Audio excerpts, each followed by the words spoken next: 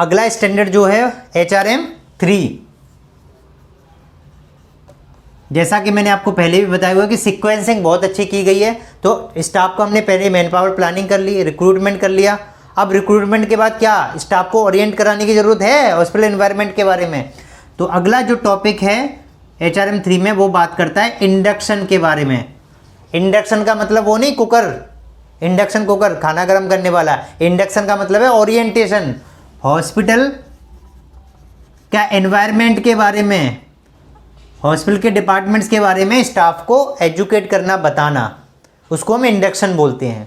ठीक है, तो इंडक्शन जो है वो आपको at the time of joining staff को प्रोवाइड करना होता है। या तो जब स्टाफ ज्वाइन कर रहा है उसी टाइम उसको बता दें, या फिर मैक्सिमम जो है 15 दिन के अंदर, आप 1 वीक में 15 दिन में जो भी है, 15 दिन से ज़्यादा डिले नहीं होना चाहिए स्टाफ की ज्वाइनिंग के बाद। आपको जब इंडक्शन ट्रेनिंग दे देना है, स्टाफ को सारी चीज़ें बताना है। ठीक है, इंडक्शन ट्रेनिंग में आपको स्टाफ को क्या क्या टॉपिक कवर करने हैं वो हम अभी डिस्कस करते हैं। विद इन 15 डेज तो आपको करना ही करना है इंडक्शन। और इंडक्शन में आपको ये नहीं कि केवल ट्रेनिंग अपने एम्प्लॉयज को देना है, सारे स्टाफ को ट्रेनिंग देना है। अब मैं पहले भी आपसे कई बार बात करता हुआ आया हूं कि एम्प्लॉयज और स्टाफ में डिफ्रेंसिएशन होता है, वो मैं अब आपको कब क्लियर कर देता हूं क्या होता है। एम्प्लॉयज क्या होते हैं, जो डायरेक्ट पेरोल पर होते हैं, जो जिसको आप डायरेक्ट सैलरी देते हो वो आपके एम्प्लॉयज होते हैं। स्टाफ क्या होते हैं, जिनको आप डायरेक्ट सैलरी नहीं देते हो लेकिन आपके यहाँ काम करते हैं, आपके लिए काम करते हैं, उनको हम क्या बोलते हैं, स्टाफ बोलते हैं। तो अब आपको कन्फ्यूजन नहीं होना चाहिए। सो एनीवेज बात करता है यहाँ पर स्टाफ की ट्रेनिंग की, स्टाफ का इंडक्शन ट्रेनिंग का। तो चाहे वो आपके विजिटिंग डॉक्टर हों, चाहे आपके फुल टाइम कंसल्टेंट हों, चाहे आपके आउटसोर्स्ड स्टाफ हों, चाहे आपके इन हाउस स्टाफ हो या एम्प्लॉय जिसको हम बोलते हैं वो हो, सबको कवर करना है आपको इंडक्शन ट्रेनिंग में। मान लीजिए कोई नया कॉन्ट्रैक्टर ने आपके पास स्टाफ भेजा तो उसको भी तो बताने की ज़रूरत है हॉस्पिटल के एनवायरनमेंट के बारे में, क्या हॉस्पिटल का प्रोसेस है, कैसे काम करता है, क्या पॉलिसीज प्रोसीजर्स हैं, वो सब बताना है। तो एम्प्लॉयज और स्टाफ का आपको समझ में आ गया होगा। तो स्टाफ को इंडक्शन देना है हमको। ठीक है, इंडक्शन प्रोग्राम में आपका क्या क्या कवर होता है वो टॉपिक मैं आपको बता देता हूं।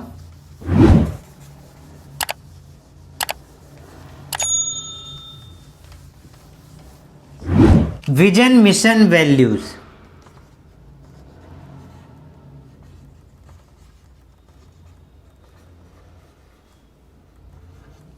हमारे हॉस्पिटल का क्या विजन है, क्या मिशन है, क्या वैल्यूज है। स्टाफ के राइट्स एंड रिस्पॉन्सिबिलिटीज। अब स्टाफ से कोई कंफ्यूजन तो नहीं है, केवल एम्प्लॉयज को नहीं बताना, सारे स्टाफ को उनके राइट्स, उनकी रिस्पॉन्सिबिलिटीज क्या है वो बताना है, और पेशेंट के राइट्स एंड रिस्पॉन्सिबिलिटीज क्या हैं वो बताना है। ठीक है, सेफ्टी एस्पेक्ट्स,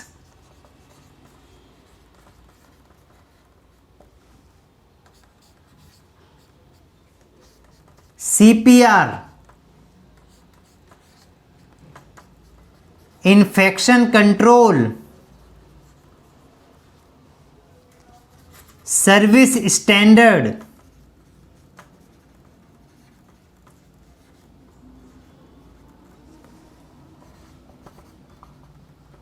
एडमिनिस्ट्रेटिव पॉलिसीज और डिपार्टमेंट, यूनिट, एरिया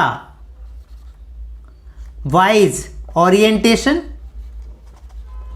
और उन डिपार्टमेंट, यूनिट एरियाज के प्रोसेसेस, पॉलिसीज, प्रोटोकॉल्स क्या हैं, इन सब के बारे में ट्रेनिंग देना होता है हमें इंडक्शन में। ठीक है, सो स्टाफ के राइट एंड रिस्पॉन्सिबिलिटीज क्या है वो हमें ट्रेनिंग देना है स्टाफ को। अब इंडक्शन ट्रेनिंग में हम इन सारे टॉपिक्स को कवर करने के लिए क्या कर सकते हैं, कुछ हॉस्पिटल्स बुकलेट भी बना लेते हैं जिसको हम स्टाफ या एम्प्लॉय हैंडबुक का नाम देते हैं। कुछ जगह इसका एक प्रेजेंटेशंस बना लेते हैं जिसमें प्रेजेंटेशन में सारी स्लाइड्स होती हैं, उसकी सॉफ्ट कॉपी या हैंडआउट्स प्रिंट आउट निकाल के स्टाफ को प्रोवाइड कर देते हैं। तो आप स्टाफ को याद रहे वो चीज़ें, तो इस टाइप का कोई भी बुक, हैंडबुक या टाइप का बना सकते हैं। पेशेंट के राइट एंड रिस्पॉन्सिबिलिटी डिस्प्ले भी कर सकते हैं आप, डिस्प्ले करते हैं आप, वहां से भी स्टाफ पढ़ सकता है। मरीज की जिम्मेदारियां क्या हैं, अधिकार क्या हैं, सेफ्टी एस्पेक्ट्स क्या हैं। सेफ्टी एस्पेक्ट्स में आपका विजिटर्स की सेफ्टी, पेशेंट की सेफ्टी, स्टाफ की सेफ्टी, इमरजेंसी कोड्स, आपके इमरजेंसी कोड्स क्या क्या हैं, कोड रेड, कोड ब्लू जो हमने पढ़े थे ना, वो सारे कोड्स के बारे में उनका क्या रोल है, वो सब ट्रेनिंग उनको देना। सीपीआर की ट्रेनिंग, सीपीआर की ट्रेनिंग मेनली डॉक्टर्स, नर्सेज और रिहेबिलिटेटिव स्टाफ हैं, उनको आपको बीएलएस की ट्रेनिंग होना मैंडेटरी है। जो आपके क्रिटिकल केयर एरिया के स्टाफ हैं उनकी एसीएलएस की ट्रेनिंग होना चाहिए, एसीएलएस या एएलएस जिसको बोलते हैं। जैसे आपके आईसीयू के स्टाफ हो गए, इमरजेंसी के स्टाफ हो गए, ओटी के स्टाफ हो गए। अगर आपके पास पीआईसीयू है तो पाल्स की ट्रेनिंग होना चाहिए, एनआईसीयू है तो नाल्स की ट्रेनिंग होना चाहिए। अब ये ट्रेनिंग्स अगर कोई स्टाफ ऑलरेडी करके आ रहा है, उसके पास सर्टिफिकेट है, वैलिड सर्टिफिकेट है, कोई एजेंसी से मिला है, ऑथराइज्ड एजेंसी है, तो आपको अलग से ट्रेनिंग कराने की जरूरत नहीं है। अगर वो स्टाफ के पास ट्रेनिंग सर्टिफिकेट नहीं है तो उस केस में आप ट्रेनिंग जो है वो इन हाउस भी कंडक्ट कर सकते हैं और किसी एजेंसीज को बुला के या आउटसोर्स किसी ट्रेनर को बुला के भी ट्रेनिंग कंडक्ट करा सकते हैं। मेन क्या ध्यान रखने की जरूरत है, जो ट्रेनिंग प्रोवाइड करेगा वो ट्रेंड होना चाहिए। बीएलएस, एसीएलएस, पाल्स या नास जो भी ट्रेनिंग प्रोवाइड कर रहे हैं उसके लिए उसके पास इंस्ट्रक्टर का सर्टिफिकेट होना चाहिए। और जब भी आप इस टाइप की ट्रेनिंग लें तो कोई डमी वगैरह यूज करें जिससे प्रैक्टिकली स्टाफ थोड़ा सा उस चीज को रिहर्सल कर लेगा तो ज्यादा अच्छे से समझ में आता है। इन्फेक्शन कंट्रोल में आप हैंड हाइजीन, बायोमेडिकल वेस्ट, ये सारे एस्पेक्ट्स को कवर कर सकते हैं ट्रेनिंग में। सर्विस स्टैंडर्ड में आपके जो क्वालिटी पैरामीटर्स हैं, जो आपके एथिकल फ्रेमवर्क के ऊपर जो आपने स्टैंडर्ड बनाए हैं, डिपार्टमेंट वाइज जो आपके क्वालिटी इंडिकेटर्स हैं, जैसे इमरजेंसी में कितने टाइम में इनिशियल असेसमेंट हो जाना चाहिए, लैब में टेट कितना टाइम का होना चाहिए, उस पर हमें क्या अचीवमेंट करने हैं, क्या हमारी बेंचमार्क है, वो सब आपके सर्विस स्टैंडर्ड में आ जाता है। एडमिनिस्ट्रेटिव पॉलिसीज में आपका आ जाता है code of conduct. Code of conduct staff का व्यवहार आचरण कैसा होना चाहिए, ठीक है। तो कोड ऑफ कंडक्ट हम स्टार्टिंग में ही जब स्टाफ ज्वाइन करता है उसी टाइम हमें उससे साइन कराने चाहिए ना। तो कोड ऑफ कंडक्ट की ट्रेनिंग भी तो होगी कि क्या क्या कोड ऑफ कंडक्ट हैं।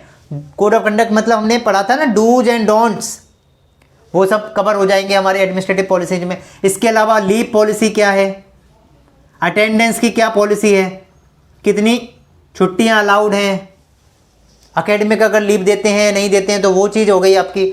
अटेंडेंस का क्या रूल है, कितना टाइम लेट चलेगा, कितना ग्रेस पीरियड है, कितने टाइम में आपकी हाफ डे सैलरी कटेगी या पूरी सैलरी कटेगी, वॉट एवर जो भी रूल्स रेगुलेशन है। रिप्लेसमेंट की क्या पॉलिसी है आपकी, ठीक है, कि जैसे अगर कोई स्टाफ छुट्टी जाता है तो उसको उसकी जगह किसी को रिस्पॉन्सिबल बना के जाना पड़ेगा, या रिप्लेस करेंगे स्टाफ तो क्या आपकी पॉलिसी कहती है किस पैरामीटर पे आप करेंगे, तो वो सब एस्पेक्ट्स आप इसमें कवर करेंगे। देन डिपार्टमेंट वाइज भी उसको ओरिएंट कराएंगे कि किस डिपार्टमेंट में वो स्टाफ सबसे पहले तो रहने वाला है, उसका इंडक्शन अलग से होगा, ये चीज़ भी समझ लीजिए। अगर वो मान लीजिए रेडियोलॉजी डिपार्टमेंट में स्टाफ ज्वाइन कर रहा है तो जो एचआर के ये इंडक्शन के टॉपिक हैं, इसके अलावा उस डिपार्टमेंट के जो इंडक्शन प्रोग्राम है वो अलग से उस डिपार्टमेंट को देना होगा उसको। प्लस बाकी सारे डिपार्टमेंट में उसको मिलवाना होता है, स्टाफ को बताना होता है कौन क्या स्टाफ है यहाँ पर काम करता है, जिससे कि वो थोड़ा सा एनवायरनमेंट फ्रेंडली हो जाए, इसको हॉस्पिटल के बारे में सारी अवेयरनेस हो जाए, पता लग जाए कौन सा डिपार्टमेंट कहाँ पर है, ओटी कहाँ है, आईसीयू कहाँ है, कौन से फ्लोर पर है, वो भी पता लग जाए, और डिपार्टमेंट में कौन कौन की पर्सन है, किनको रिपोर्ट करना है, किन से कोऑर्डिनेशन करना है, वो सब उसको पता लग जाए। और पॉलिसीज प्रोटोकॉल्स क्या हैं डिपार्टमेंट्स के वो उसको बता दिए जाएं। ये सब टॉपिक्स आपके इंडक्शन में कवर होते हैं। अब ये जो टॉपिक्स हैं, इन सब टॉपिक्स को डिटेल में हम अलग से कभी क्लास करेंगे, उसमें मैं एक एक टॉपिक पे अलग से क्लास करूंगा, क्योंकि बहुत डिटेल्ड है तो हम थोड़ा सा कंटेंट से हट जाएंगे। अभी हम स्टैंडर्ड की बात कर रहे हैं तो स्टैंडर्ड में ये सारे टॉपिक्स हमें कवर करने हैं। इस टॉपिक्स में क्या क्या डिटेल में होता है वो हम आगे क्लास करेंगे, एक एक टॉपिक वाइज उसमें हम कवर कर लेंगे। ठीक है, यहाँ तक कोई डाउट? क्लोज करें? चलिए, थैंक यू।